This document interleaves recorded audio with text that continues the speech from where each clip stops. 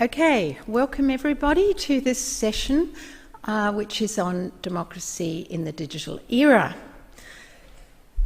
This session is going to be slightly differently organised from the previous one. So what we've got here is a panel of three wonderful speakers, and what I want you to do is hold your questions, because we're going to go straight to Andrea Carson, who's going to be the discussant, and she will then chair the questions both in the room and online, and finish the session. So this session is on the risks and the possibilities presented by democracy in the digital era.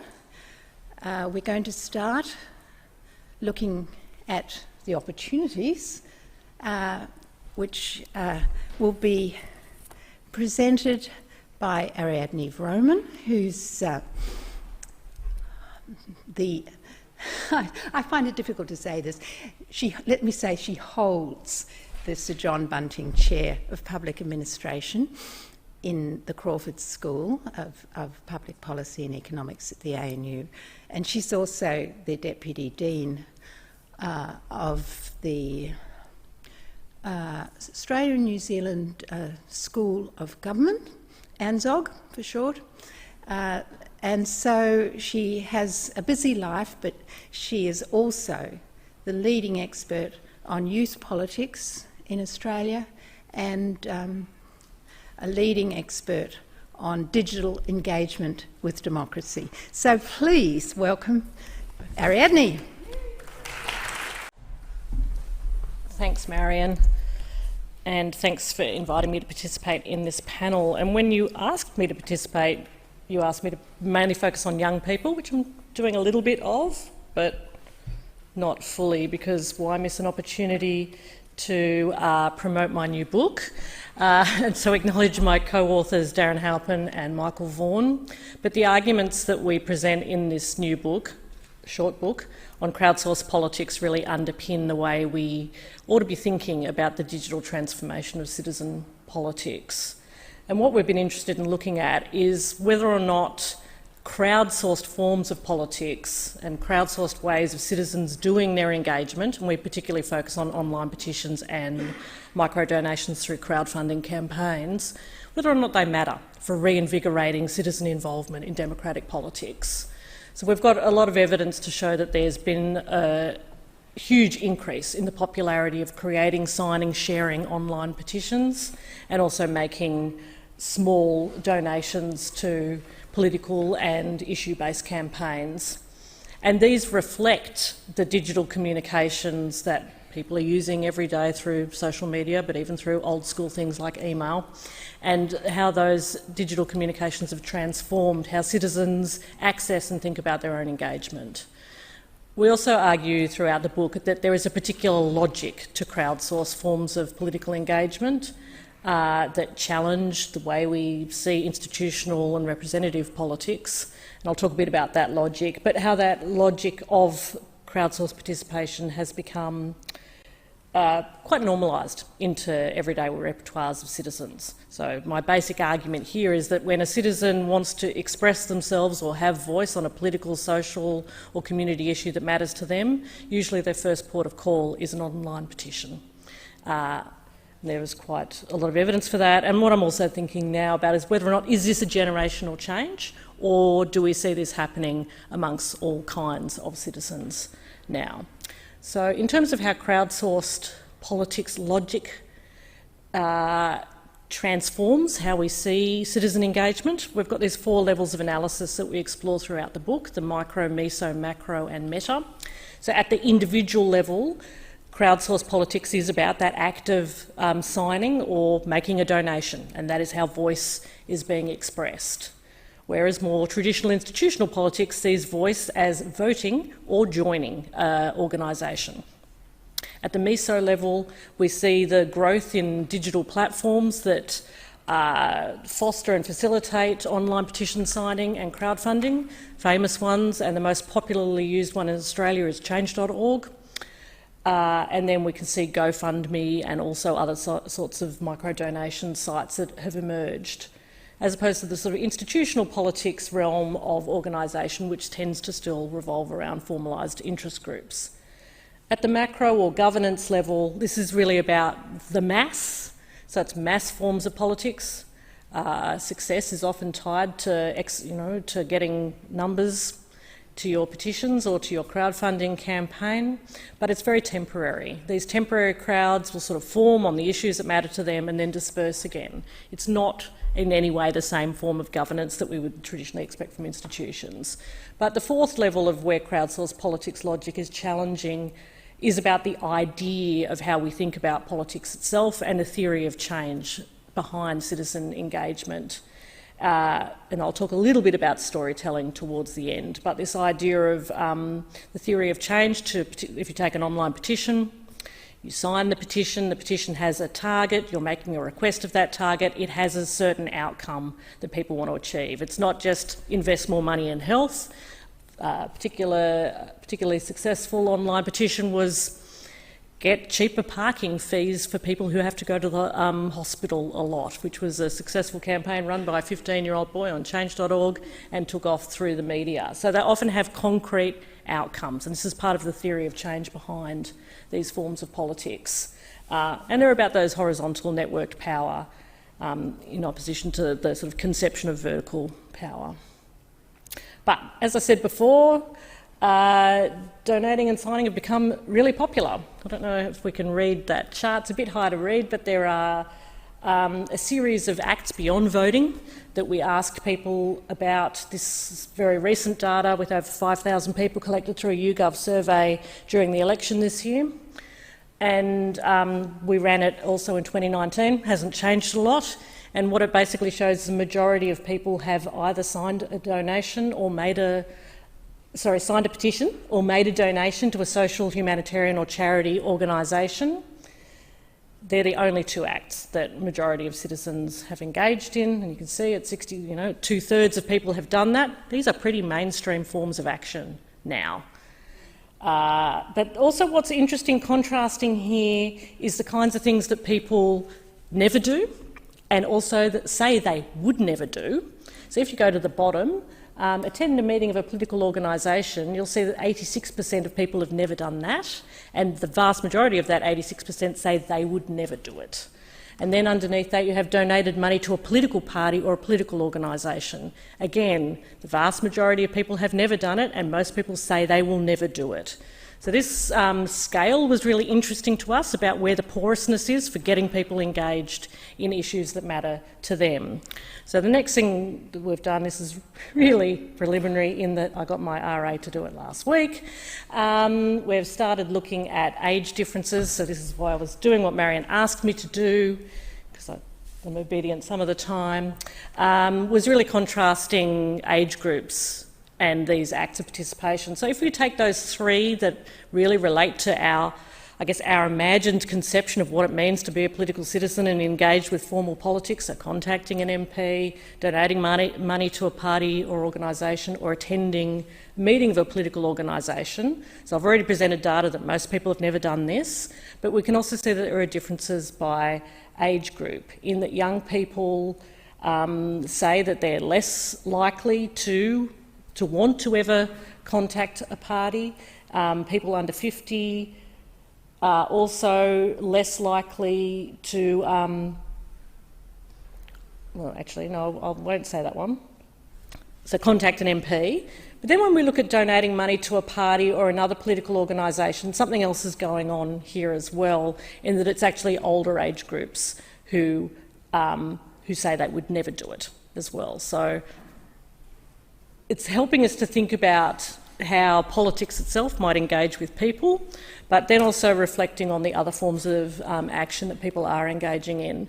So the other non-formal politics, or more informal politics, or community-based politics, or civil society-driven politics, however you want to define it, going from signing a petition, donating money. I've also included boycotting and boycotting here, so boycotting a product for a political or ethical reason, or boycotting is when you purchase something based on your political or ethical social views.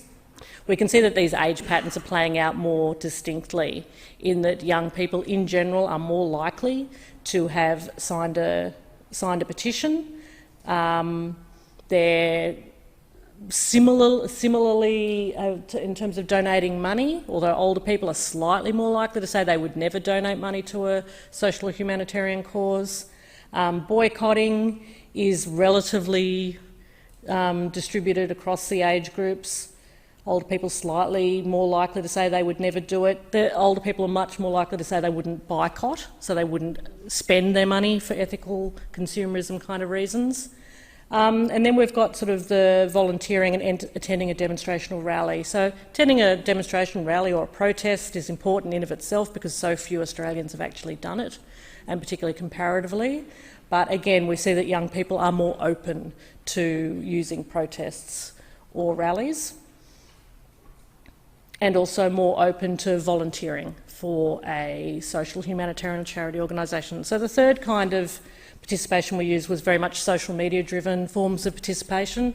So either liking or promoting content, commenting on social media, sharing links of political content on social media, or encouraging other people to engage in a political or social issue via social media. Again, this is where our generational differences come out much more starkly, in that young people generally open to promoting, commenting, even sharing links, whereas we can see older people, and this one I need to dig into a lot more about, much less likely to want to encourage other people to engage in a political or social issue on social media. Okay, so of course I've taken too much time. This countdown thing is very, very effective. Yeah, Zim, you thought that too? All right. So I've only got 4 more slides. So that's at the micro level. So we're thinking about already individual transformation of the way people engage in politics is happening generationally. The digital really matters because the digital fosters those popular things, signing a petition and making a donation. But we're also looking at how crowd-sourced politics gets us to think about things in different ways at the meso, macro and meta level. So at the meso level, part of it is thinking about, well, who are these platforms and how are they being run? And there've been a lot more controversy about these platforms are not politically agnostic, even though they claim to be. And often we see they're not politically agnostic when they refuse to take off extremist content or far-right content until they're forced to. And this one was an interesting one about crowdfunding for anti-vax campaigns that went on in Canada on GoFundMe during the pandemic. But that's important for us to think about, who are the platforms, and then we need to think about, well, how does government actually engage in this space, and can government create space that includes these crowds of people on the issues that matter to them? A lot of governments have online petition platforms. Most of them are quite hopeless in that they're not very engaging, they're not very interactive, they don't even have an outcome or mechanism to ensure that government responds. They're not very shareable on social media. So the standout contrast there is Scotland. Scotland's really important in this space because Scotland has a participation policy first, and their online petition platform is part of their participatory engagement platform, and that's really an important challenge. The other point I was making about the meta level of how crowdsourced politics is changing how we think about citizen politics is that most of these campaigns start from stories. They start from an individual story talking about something that has happened to them. They're about generating an affect or empathy in the audience and the crowd to mobilise people to join in. So this use of personalised stories and personalised forms of communication is really important to crowdsourced politics. And I've used this Terry Pratchett, or this visualisation of a Terry Pratchett statement about how stories shape us and our thinking about who we are and who we are as citizens, as community members, and so on. So the way we think about the personal and about stories is really important here. So I can go to my last slide and hopefully finish in time. So why does this all matter for understanding what's going to happen in the future of citizen engagement? So Marian already... Yeah, and this is, anyway, I'll talk about the memes in a sec. Marian already framed me as being the digital optimist, I guess, which is often my role in these scenarios. But I guess maybe not an optimist, maybe a realist. This is what citizens are actually doing. We should understand it better, and we should also think about how our institutions more broadly are responsive to what it is that citizens are doing, how they want to express themselves, have voice and be listened to. John talked a lot this morning about deliberation, but also the importance of being listened to, and I think how our institutions respond around the act of listening and responsiveness, and may or may not do what citizens like, or may explain to citizens why they're not able to do what citizens want. It's a fundamental challenge, but also has this potential to reinvigorate democratic politics. And this use of personalised stories does create a sort of a sense of a collective identity and a shared sense of focus on goals and social change. The other important thing is that all of this digital work or digital forms of participation happens within existing social networks. So usually those existing social networks are prior to the forms of participation. A petition is only successful if it is successfully shared into people's social media feeds so that it's then signed and passed on and reaches a critical mass of numbers as well. So that kind of the social network ecosystem around petitions and crowdfunding campaigns is really important.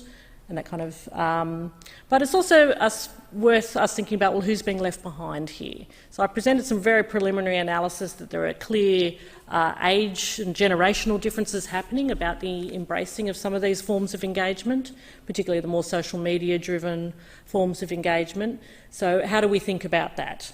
You know, there's traditional sort of tropes or narratives have been about apathetic young people. Obviously, I've presented some data that's quite counter to that.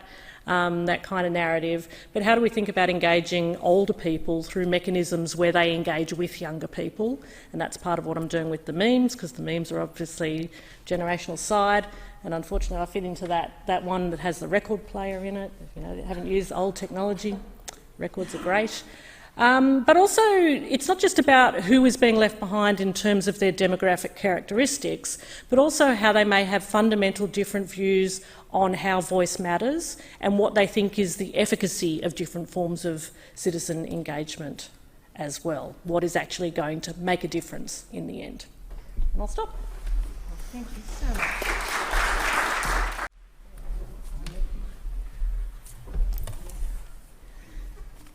Okay, well, sorry, I can't resist just one query about young people being more open to engaging in protests or demonstrations, because the protests I go to are dominated by people with grey hair. But maybe that's because of the subject matter, because they're protests about mandatory detention of asylum seekers and refugees. Anyway, the next is going to be something a bit more about risks, probably, of the digital era of democracy, and the presentation is going to be by Lisa Hill, who's Professor of Politics at University of Adelaide, where she specialises in electoral studies and in history of political thought and political and democratic theory. And Lisa has a wonderful new book just out on how and why, I'm getting the title wrong, how and why to regulate false political advertising in Australia. This is one of those excellent Palgrave pivot books which you can access for free on the Palgrave website. But meanwhile, please welcome Lisa.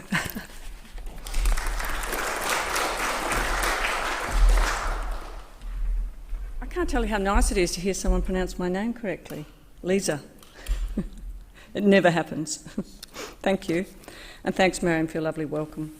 Now, today I suppose I am talking a little bit about one of the downsides of the digital age, and it's to do with election disinformation and a particularly pernicious form, which is election conspiracism of the sort of stolen elections variety.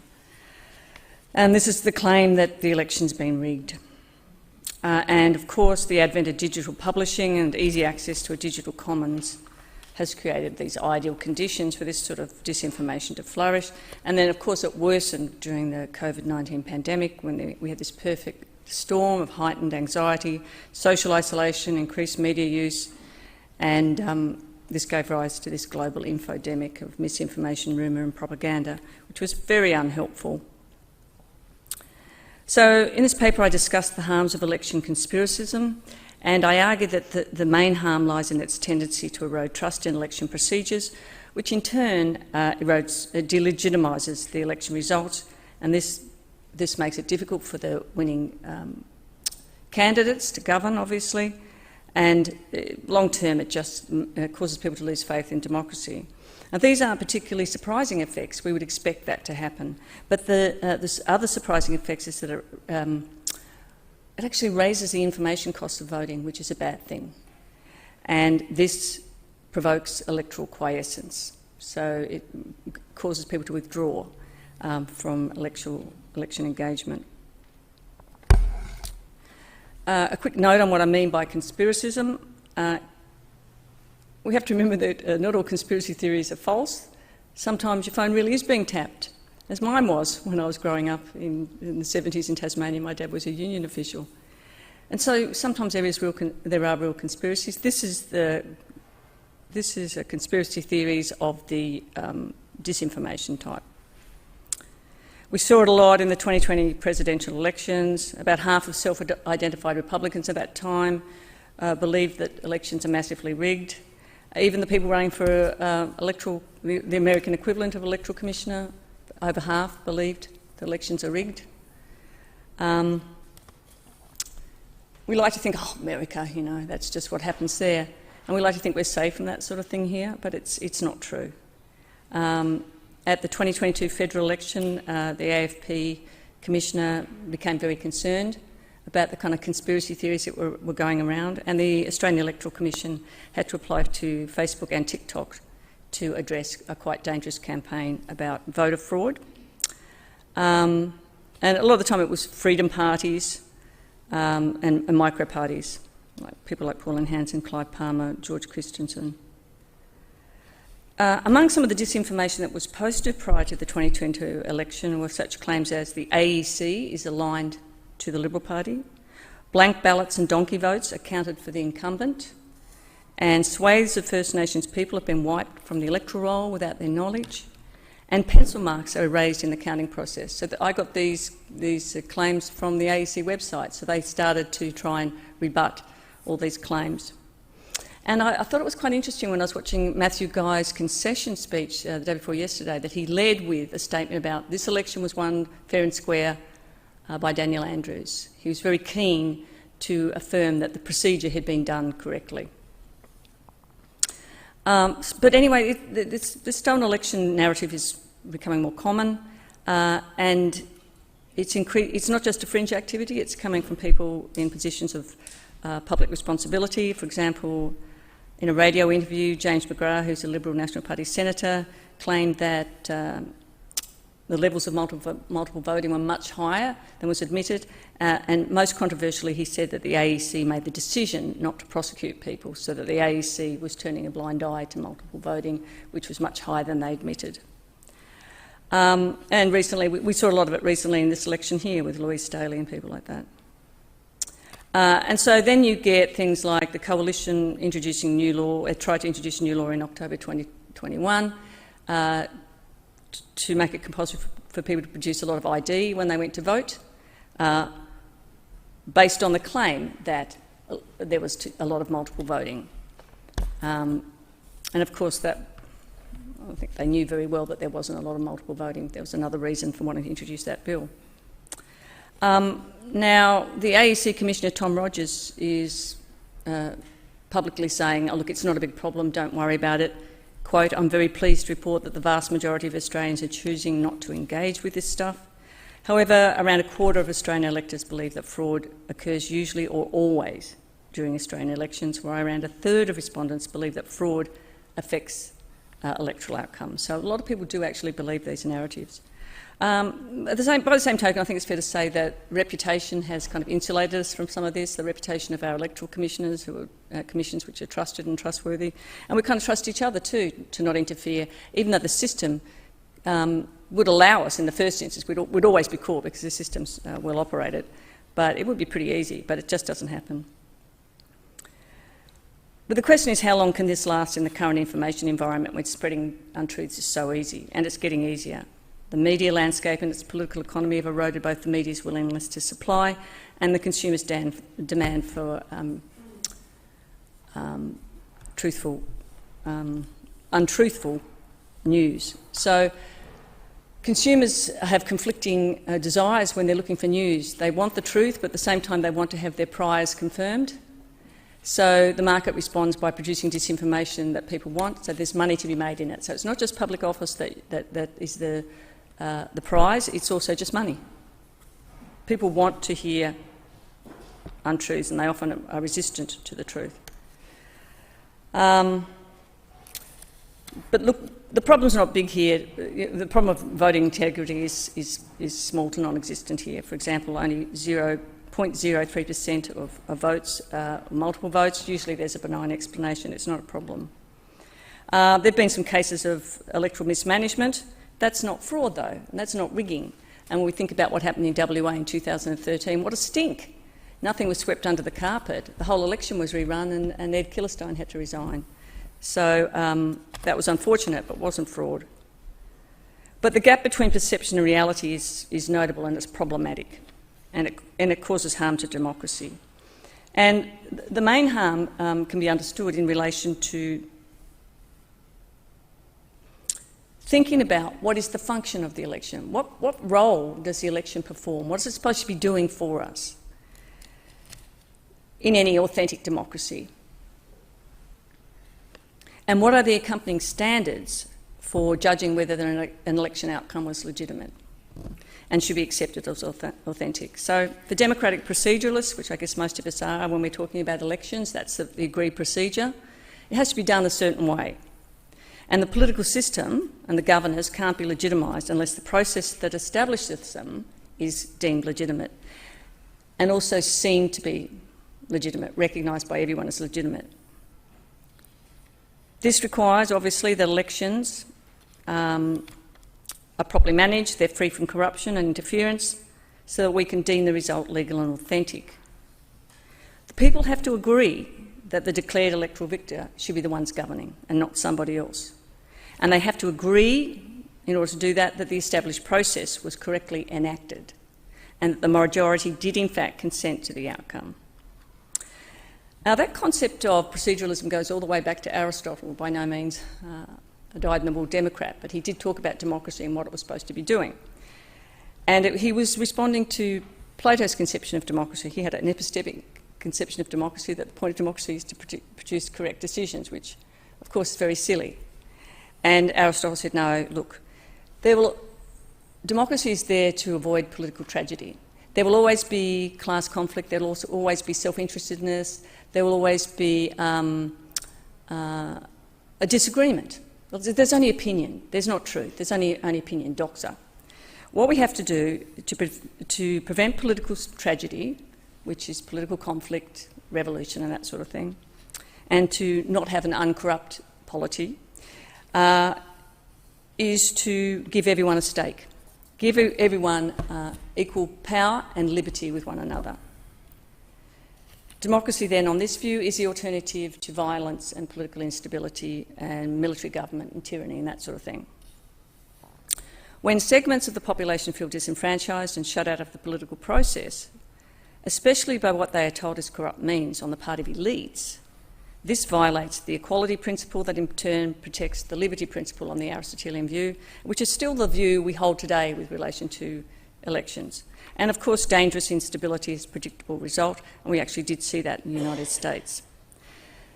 But delegitimation is what the conspiracists are out to achieve. That is the purpose.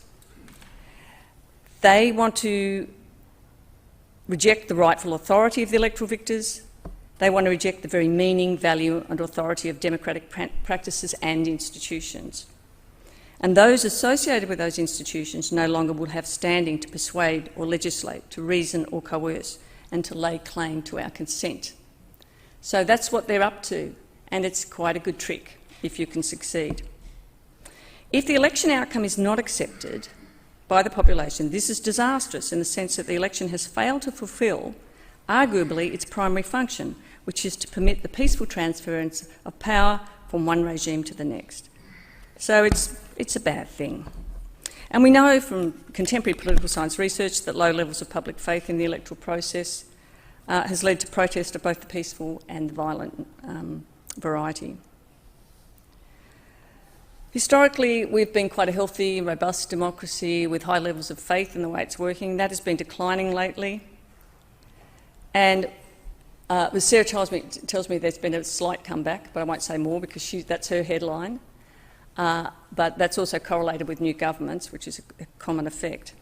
What disturbed me is for years and years and decades, people had trust in the mechanics of the electoral processes, and that has been declining. They expressed doubts about the integrity of the process.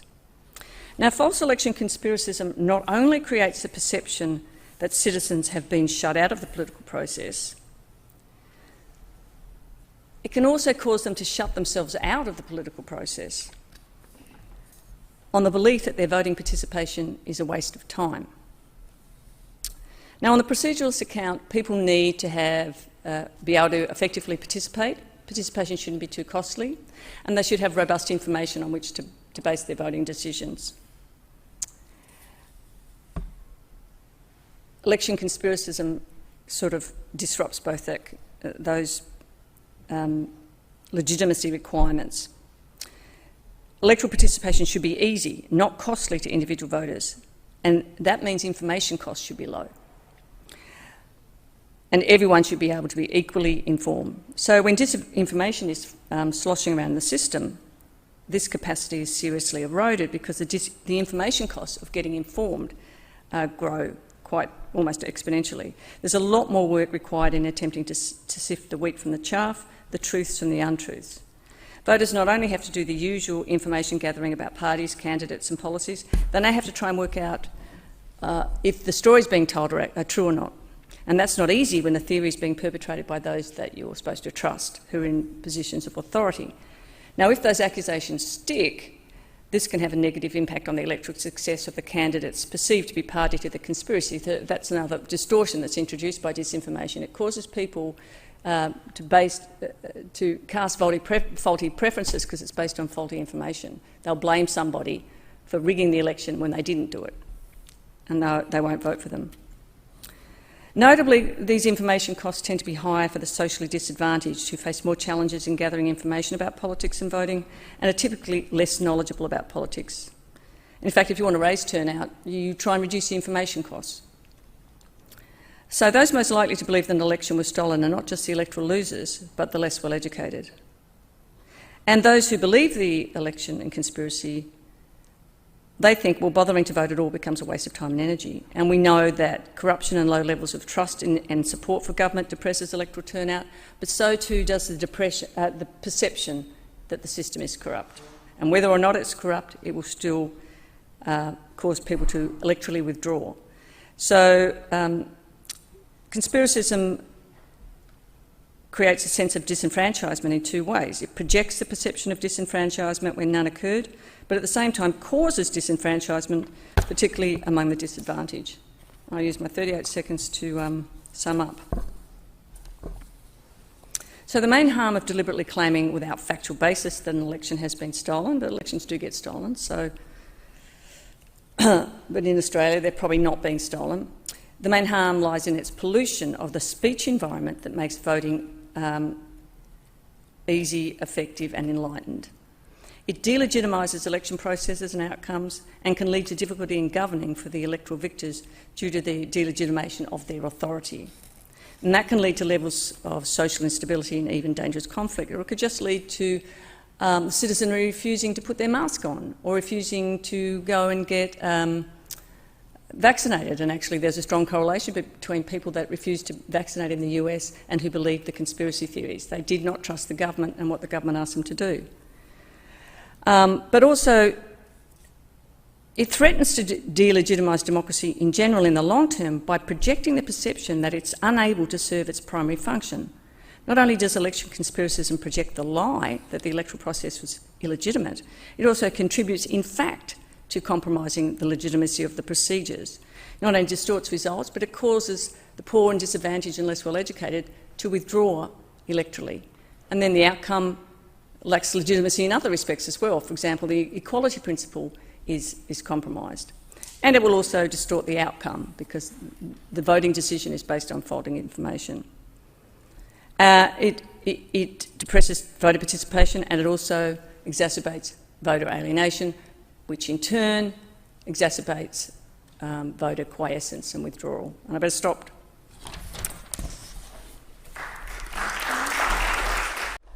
Dear me, the rising tide of disinformation in our elections. We've just heard from Meta that they had to reject 17,000 political ads for not meeting what is now the industry code for campaign advertising. So it's all happening.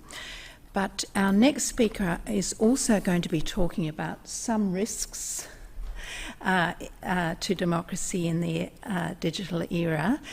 Joo-Cheong Tham is Professor in the Melbourne Law School, and he's the Director of the Electoral Regulation Research Network, which is a brilliant organisation and receives funding from both the Victorian Electoral Commission and the New South Wales Electoral Commission, and is well worth following. What else should I say? Joo-Cheong was an inaugural member of the Centre for Public Integrity and is generally engaged in the public good in different ways. He's now the Assistant Victorian State Secretary of the NTEU, apart from everything else. But he is Australia's leading expert in the regulation of political finance. So please welcome Joo-Cheong.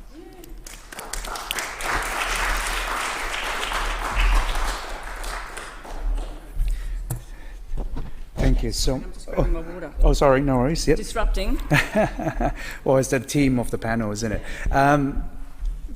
It is wonderful to be here, wonderful to be part of this symposium, wonderful to be part of this panel with sharing with Lisa and Ariadne, and really particular thanks to Marian, who's been a tremendous source of support and inspiration for my work on democracy. So thank you so much. And another reason why it's wonderful to be here, and it's less obvious, is that in my undergraduate days, this was the law library. Andrew's nodding vigorously there, and I was trying to remember where the places were where I diligently applied myself, and perhaps the places where I less diligently applied myself. So it is wonderful to be here. Well, I'm going to talk about threats and opportunities. And really, the starting point in terms of money politics is simply this. Money in politics poses an existential threat to democracies across the world. As the Global Commission on Elections, Democracy and Security, chaired by the late UN Secretary General Kofi Annan, put it, in his words, the rise of uncontrolled political finance threatens to hollow out democracy everywhere in the world and rob democracy of unique strengths, political equality, Lisa mentioned this, the empowerment of the disenfranchised, and ability to manage societal conflicts. And political finance here doesn't just pose a danger of policy capture, but also in darker scenarios, state capture.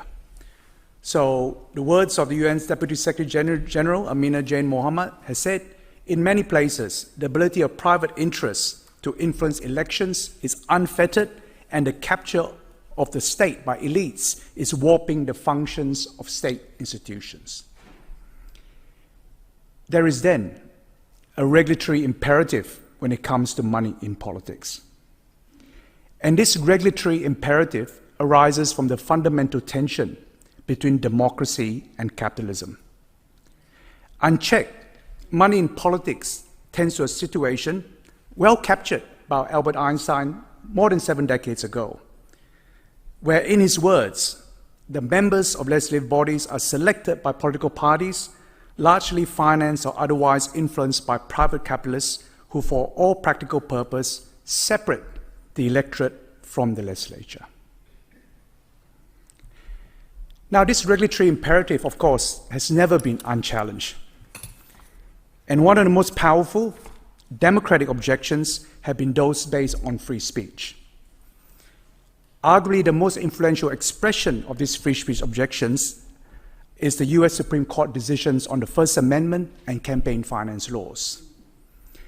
Now, this is a substantial and complex body of jurisprudence, but let me highlight 3 propositions that arise from them. The first is this, that as a necessary enabler of election speech, funding election campaigns should receive the protection of the First Amendment. If you like, you can call this the money is speech proposition. Second, within that scope framework of this protection, fairness and political equality are not legitimate justifications for regulation. So in Buckley and Vallejo, the landmark decision of Buckley and Vallejo, it was said the concept that the government may restrict the speech of some elements of society in order to enhance the relative voice of others is wholly foreign to the First Amendment. Third, as the US Supreme Court said in Citizens United, the First Amendment is, in its words, premised on mistrust of governmental power. And it's through the combinations of these 3 propositions that the US Supreme Court has held that limits on electoral expenditure are unconstitutional, necessarily unconstitutional, because they are necessarily in breach of the First Amendment. What is clear is that there's an exceptionalism to the US Supreme Court jurisprudence. What Timothy Cunha, my friend Timothy Cunha, has characterized as free market constitutionalism.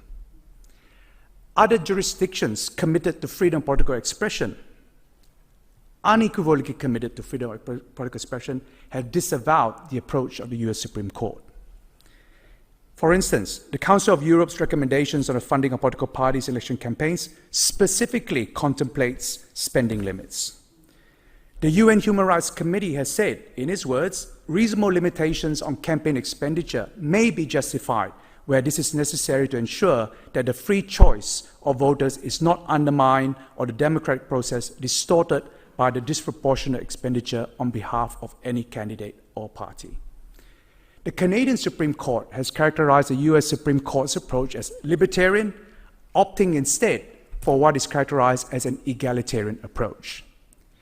And indeed, in Australia, you can see clear manifestation was an egalitarian approach, where the Australian High Court, in the case of McCloy, stated, in its words, equality opportunity to participate in the exercise of political sovereignty is an aspect of the representative democracy guaranteed by our Constitution. Now, these, of course, are not final words in this vexed controversy. The digital disruptions in politics have renewed challenges to the regulatory imperative. You can roughly group them into 2. I think there are techno-optimist challenges. And in this space, the thrust of the challenges is that the cost equation assumed by the regulatory imperative, and I think the cost equation can perhaps be characterized, you spend big to win big. Yeah? Therefore, the risk of distortion. The argument here has been disrupted by the digital era where you can win big by spending little. In short, the regulatory imperative is said to be outdated and anachronistic. Now, the second group comes from a different direction. It's techno-pessimist challenges.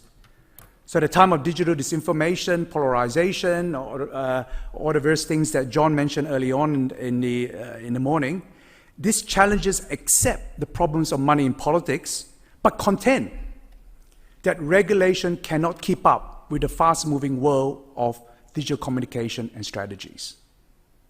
So the argument here is of regulatory futility. The techno-pessimist challenges also point to regulatory danger of regulation, perhaps quite most clearly manifested by the fake news legislation that's proliferating across the world that has been said with strong justification that's aimed at targeting and suppressing dissent. Now, let me share here some findings of a regional report I jointly wrote for the International Institute on Electoral Assistance and Democracy on digital campaigning and political finance. And it's a regional report with a fantastic team, including Andrea Carson, is going to be a discussant later in this panel. And it looks at the nexus.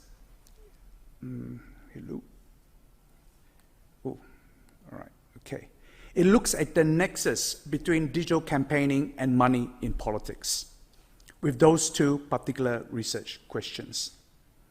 Now, I'm going to skip through some of these slides pretty quickly in terms of methodology and really just come up to the upshot, really. We use democracy, of course, as we're all well aware, as a contested term. So we try to particularize it in terms of transparency, anti-corruption, and fairness. And it's a regional study based on 5 country case studies: Australia, India, Indonesia, Japan, and Kyrgyzstan.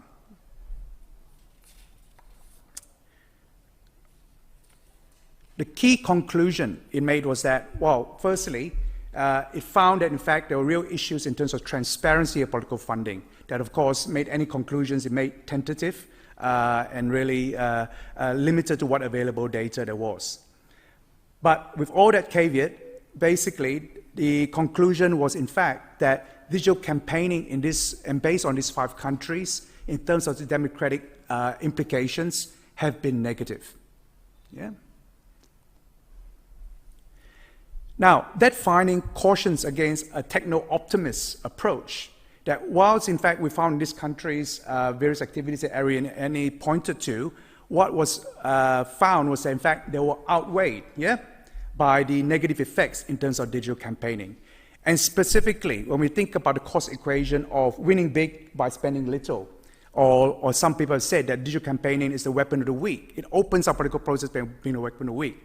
Even in situations where it's been the case that it might start off as a weapon of the weak, it invariably becomes a weapon of the strong, in the sense that the dominant parties will upscale their digital campaigning to match or outmatch whatever digital campaigning is actually undertaken by less resource parties.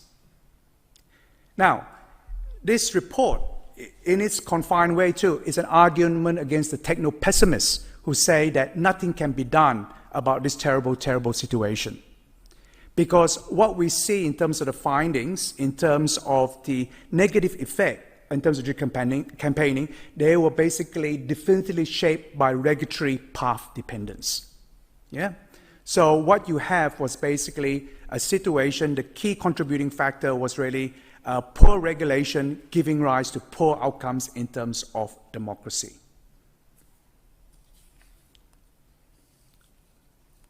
Let me skip that. So what we say, and I'll really, in the interest of time, actually skim through this, is really the focus, in fact, is on providing a strong architecture of regulation, and one that deals with the distinctiveness of the digital campaigning, but anchors it in a general framework on regulating money in politics. Yeah? Because one of the arguments we put in the report is that money spent is money spent. Yeah, whether you spend it on a poster, whether you spend it on Facebook, and so on and so forth. So what you need to do is follow the money and regulate the money. And what you need is a general architecture to do that. Now, one of the things that we've highlight is this issue of accumulated digital electoral assets. And by that, we define it as digital infrastructure, including data and organizational know-how. Yeah?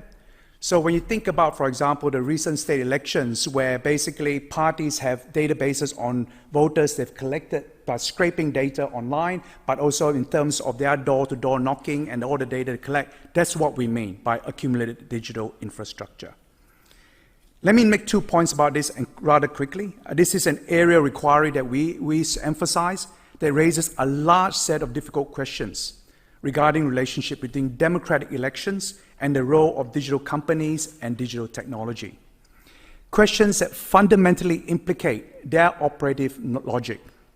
What Susskind has correctly identified as the logic of the market economy, what Zubanov has more pointedly characterized as surveillance capitalism. And the key challenge here is to achieve, in the words of Langdon Winner, a process of technological change disciplined by the wisdom of democracy.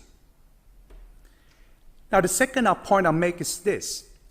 In calling for this greater research inquiry into the accumulated digital electoral assets, what we're calling for is actually a broadened approach towards a regulatory imperative in terms of money and politics, both in terms of its subject matter and its context. Now, let me elaborate upon this. I've previously argued in a book chapter for this broadened approach, and it's a broadened approach that sets the normative framework not just in terms of electoral integrity, but democratic integrity. So therefore, you don't just examine campaign finance laws, as the American scholars would call it, but political finance laws, including various forms of lobbying and the way money interests actually speak to the political process. And you situate it within the structural dependence of government on private business in capitalistic societies. Yeah? A dependence that Charles Lindborn pointed to many decades ago. Now, in that chapter, I listed various examples. I made a connection with the climate crisis that provided support for this broad approach. I listed various examples which I argued spoke to a global phenomenon of commercial interests using money to influence the political process to the detriment of the environment. Now, others have similarly spoken of a fossil fuel hegemony, and in a similar vein, David Attenborough suggested that vested interests are, in his words, the most formidable obstacle to the switch to clean energy. Now, in the forthcoming report, also for International IDEA, a regional report on democracy and the climate crisis, this time based on 10-country case studies, Australia, India, Indonesia, Japan, Bhutan, Singapore, and 4 Pacific Islands, Solomon Islands, Fiji, Vanuatu, and Tuvalu. In that draft conclusion, it's highlighted that one of the key obstacles to democracies effectively addressing climate change is the damaging role of commercial interests. And let me finish up with this particular quote, which will take me about 15 seconds. In some countries, the report says, the outsized influence of particular industries have been directed towards hindering climate action. The fossil fuel industries in Australia, the coal industry in India, the logging industry in Solomon Islands. In several of these case study countries, commercial interests have their voices loudly heard through the politics-business nexus. The clout wielded by the Japanese Business Federation, Keidaran, within the ruling Liberal Democratic Party and the pro-business Ministry of Economy, Trade and Industry, the centrality of business to Singapore's developmental growth approach, and the oligarchization of Indonesian politics. And in Australia, India, Indonesia, and Japan, the disproportionate influence of commercial interests has been facilitated by political contributions and lacks political finance regulation. Digital disruptions, climate disruptions, both strengthen the regulatory imperative when it comes to money in politics. Thank you for listening. Well, now let me introduce Andrea Carson, who's a political scientist and professor of political communication at La Trobe University and is an expert in fake news and other aspects of digital communication. Please welcome Andrea.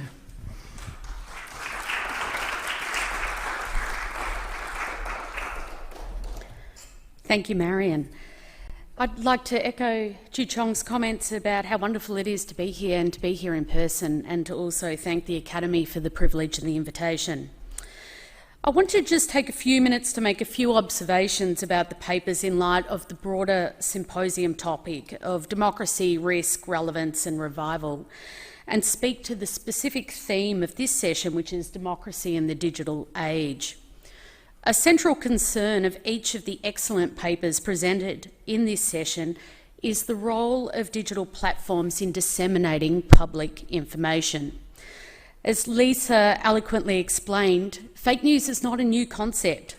It's always been with us, whether it be front page headlines of the penny press that were speaking of alien invasions, or the infamous War of the Worlds narrated by Orson Welles in 1938. But what is different now, as we know, is the speed and the reach with which false information travels. Unlike newspapers and radio, the internet has no geographical boundaries. Fake news, and this I use as the umbrella term for mis- and disinformation, can circulate around the globe faster than any satellite. To use an old metaphor, once the egg is scrambled, it is difficult to unscramble it. So how do we mitigate this 21st century risk to democracy? A tension that I explore in my own research on democracy in the digital era is the question of whether the digital platforms and social media help or hinder democracy. It's a very simple question to ask, but a much more complex one to answer. And each of the three papers today have illuminated various aspects of this central question to highlight the risk, the relevance and revival of democracy in the digital era. On one hand, lowered barriers to entry made possible by the internet allow for a more participatory form of democratic engagement, as highlighted by both Joo-Cheong and Ariadne.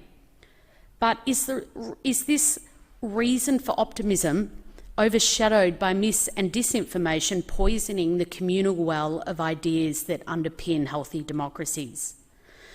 As we've heard, fake news can lower trust in institutions and in the electoral process. It can threaten an epistemic crisis as publics struggle to disentangle fact from fiction, as Lisa has articulated. To tackle this tension, let me direct a question to each of our panellists before I open the discussion to your questions. So starting with Ariadne's research, we see great opportunity for democracy renewal with clear evidence of political engagement using the tools of the digital age. So much so that, Ariadne, you show us how the logic of digital crowdsourced political participation has been normalised into citizens and organisations' activities, using not just digital tools, but through the age-old art of storytelling to promote and share these agendas in a digital environment. Yet, as you've shown us, we see demographic differences within the data that you presented today, namely age. It seems from the data that young people are more likely to be activated on perhaps particular political issues, whilst perhaps in the Michigan model of tradition of voter behaviour, older voters are more inclined to respond to broader political party or other political organisational agendas. And yet, for all its hope and promise, the skew towards digital political engagement also carries risk, as you've pointed out, of leaving some voices behind. So, to refine the question, is there a risk that politics will move further toward issue politics and identity politics and away from organised parties, resulting in greater fragmentation of the body politic, ultimately making it more difficult to develop and implement effective public policy? You may respond now if you'd like to, yeah.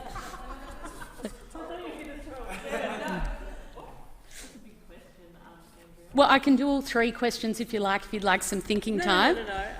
I'll give it a go. So the question Do you want to was, grab the microphone just to... Yep, sure. Sorry. So say the final bit again. Is there a risk? Sounded like a focus on identity politics and on particular issues, is there a risk it will fragment the body politic, making it and moving away from organised politics, making it more difficult to implement effective public policy? No, I think, okay, all politics is based on issues that matter to people. And part of it is how do we expect our political organisations and our elected politicians to engage with and harness that and have meaningful conversations with citizens. So part of what I think is being thrown here is the power distance between organised politics and the citizen campaigning that's going on. So my question isn't that this is a risk to democracy, it's an opportunity for democracy, for political organisations to, and they do it.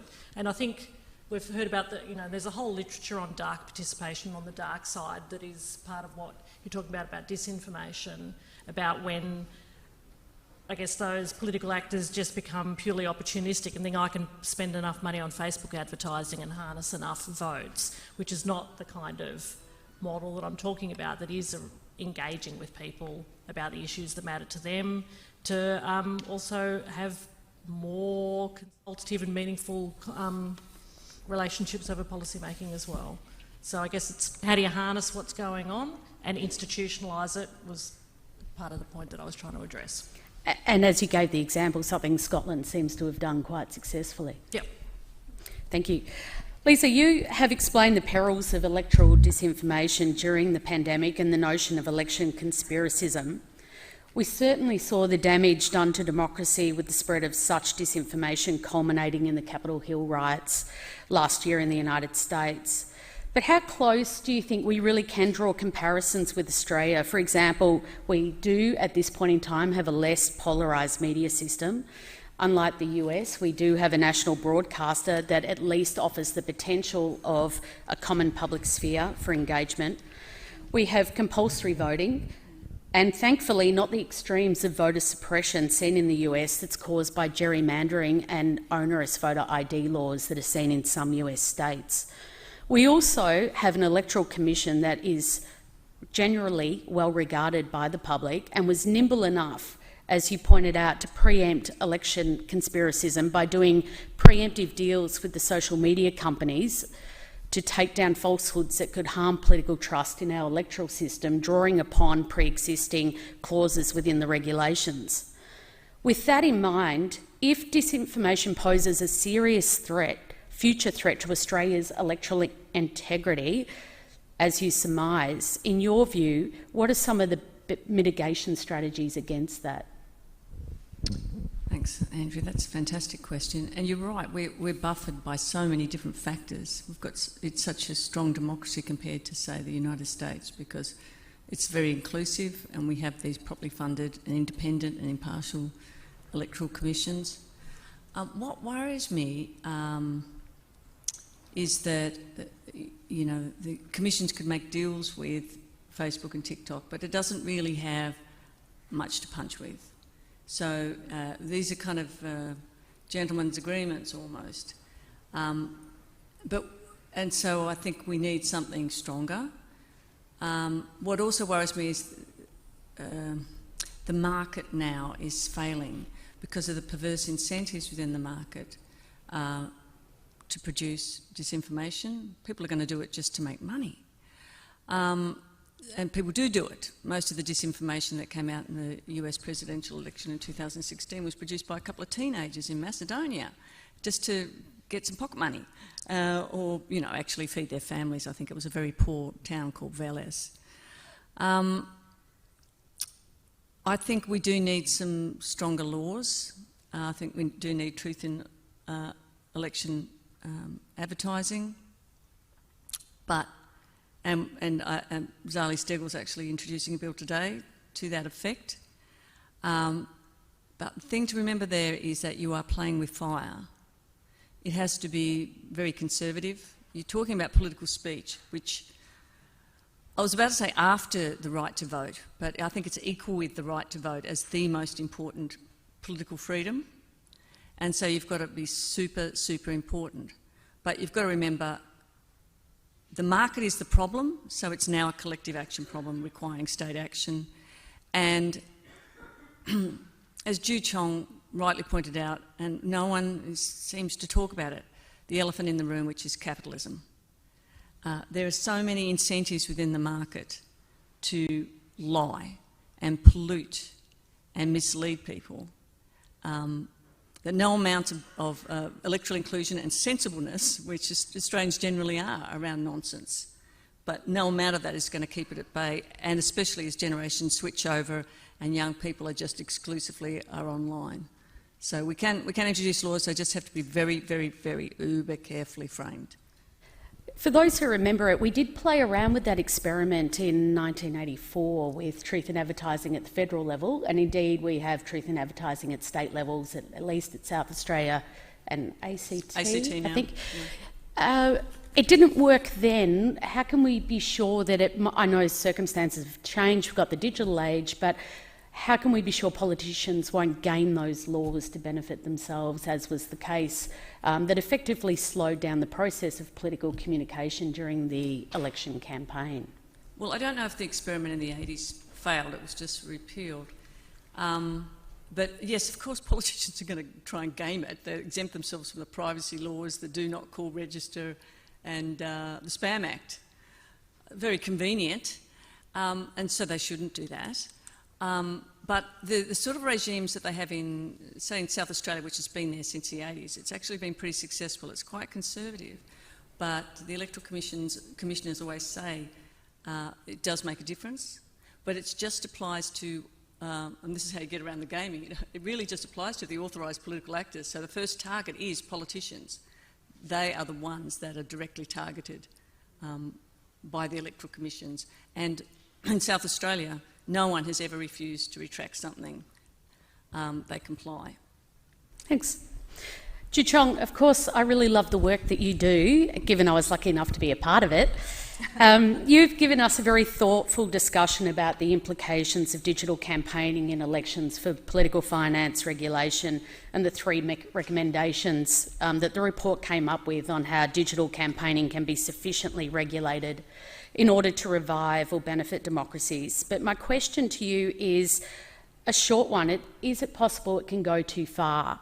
And just to make that question a little more concrete, I want to bring it back to the Victorian election that we've just had this weekend, and whether the caps on fundraising, which are just over $4,200 for an individual or an organisation that they may donate across the whole course of the 4 years of an electoral term, do they actually harm political rivals' capacity for political communication, as they are unable to raise sufficient funds to challenge the incumbent, which we also need to remember the incumbent has had the benefit of generous public campaign funding at the state level?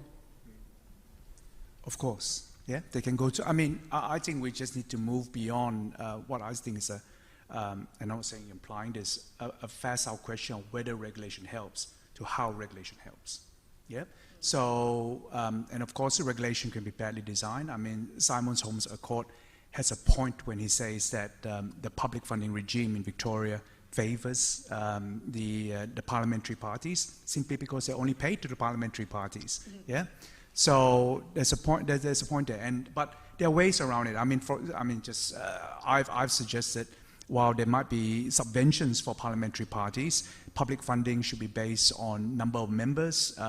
They should be based on matching funds in terms of encouraging smaller contributions, where, you know, in a way that the way the tax deduction system kind of works, but the tax deduction system works in a regressive manner.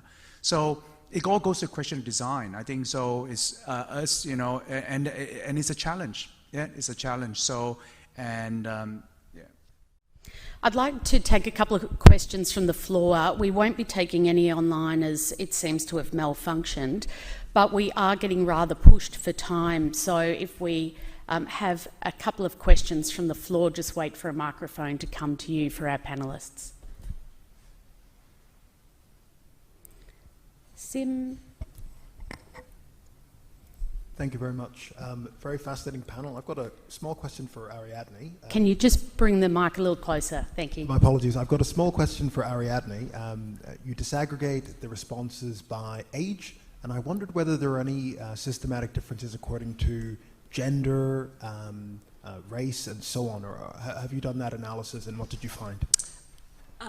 I have for 2019, it's in the book, and I can send you a free copy, but I haven't, we've got a much larger data set now for 2022, so I do want to look at that and also add in those questions about efficacy as well, and also media use, because we've got all of that.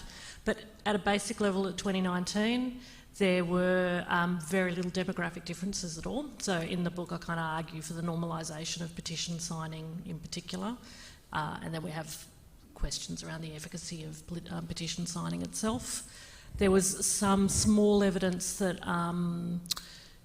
non-English speaking background communities were more likely to use petitions in 2019, but I'll see if that's still present in 2022 as well. But yeah, definitely something we're working on at the moment.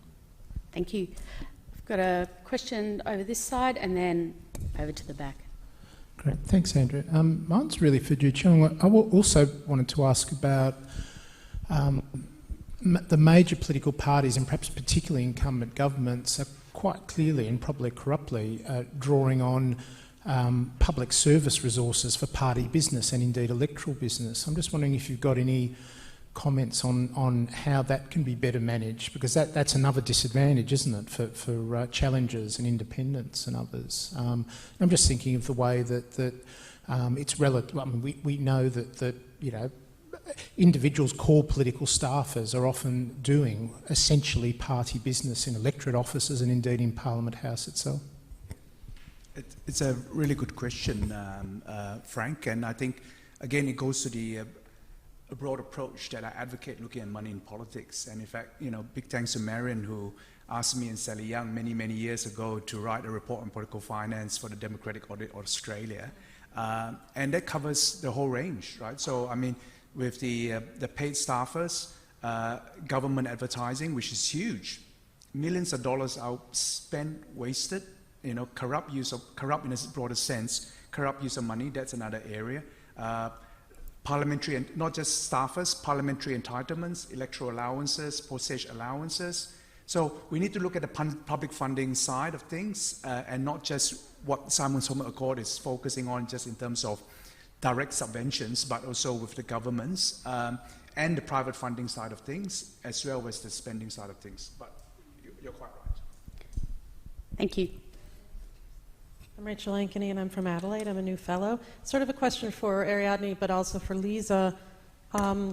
So in some of the work that we've done looking at participation online, there seems to be this split in communities, and some communities just call the online stuff slacktivism, right? That it's kind of the slackest form of activism. And even across sort of ages, there's this concern that it isn't real in some way. And so I wonder about the flow-on effects kind of culturally for the way in which people bring activism together, of the rise in social media, and then also the flow-on effect from that to more formal processes like voting. So that's the part for Lisa. You know, are we seeing an effect or shift in ways in which people think this is important? And does your data kind of show that there are cultural differences? It also goes to kind of your chair's question, you know, I didn't see anyone at the protest. Well, because, you know, they're being activists in different ways. I don't know if you have a comment on any of that. Okay, I mean, there are lots of ways to answer that question. It's often, sort of part of where a conversation starts, but partly it's how we think about how we want citizens to engage in politics and how can we lower the threshold for engagement. If we set the threshold for engagement as being meaningful as way too high, it just becomes elitist and exclusive, and it just biases towards the people who have the loudest voices, the most time, or importantly, the most money. You know, I'd love us to have a conversation about whether or not we actually really think Climate 200 is a good innovation in democratic politics in general. Okay, so how can we instead think about ways of engaging that require little time, little money, but can include people who are not usually given voice within broader political systems and issues? So I guess that's part of what social media has done. It's kind of, to an extent, democratised it, with all of the caveats that we're talking about bad faith sharing of disinformation and other kinds of, you know, viral campaigns and so on.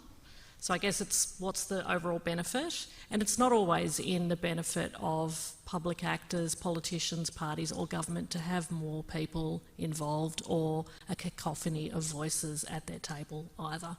So. Lisa, I'd like you to add a couple of comments, and this will be the last question. We're right on time and I don't want to delay the next panel. In response to Rachel's, I do have something to say about that that's sort of sounds a bit not reactionary, but kind of going backwards, but it's not. And it's about the selectivism around people wanting to have electronic voting and for it all to go online. I did a report for a Save Australian Electoral Commission nearly 20 years ago on this. It was about 16 years ago, and I sort of said I thought it was problematic because election day is quite important when we all turn up together in person and have this kind of moment together of solidarity, kind of democratic activity. Also, by not going online, and also this applies to convenience voting as well, if we all vote on the same day, we have simultaneity, which is a really important value in election studies, meaning we should all vote at the same time so we're exposed to the same campaign and not different information. Again, if we're not all exposed to the same campaign, even information about where people may have, from exit polls, where they've been voting, that can affect people's votes further down the track. It happens in America just with the time difference between the East Coast and the West Coast. So there's an argument for doing it in person and not online, doing it with a pen and paper. This is for the kind of mental health of our democracy. But the other point is this. There are constant cyber attacks on democracies the world over on the transmission of their results at the vote casting stage. Now, the preference formation stage, we're very vulnerable. Anyone can influence our preference formation electronically. But we are insulated from interference at the vote casting stage in Australia. We're still really secure because we turn up most of the time with a pencil and a paper. So we still use this old-fashioned analogue method, which has turned out to be an ironclad security against cyber attacks. And what's wrong with that? In a country where the information and transaction costs and the opportunity costs of voting are so freaking low, they could not be lower than they are in Australia. What's wrong with turning up, talking to people, having a sausage, having a chat, and voting in person? There's so many things going for it, but it's like not groovy to do that. But in my book, it is kind of a nice thing to do. I enjoy it myself. So there's something to be said for doing it the old-fashioned way. It has certainly protected us in this surprising way. Thank you, Lisa. We'll finish on that rather positive note that who would have thought the humble pencil could conquer cyber attacks. Please join me in thanking our three terrific panellists, Professor Lisa Hill, Ariadne Vromen and Joo-Cheong Tham, and our outstanding chair, Professor Marian. I'll now welcome the chair of the next panel, which is on democracy in the academy, Kate Darian-Smith. Thank you.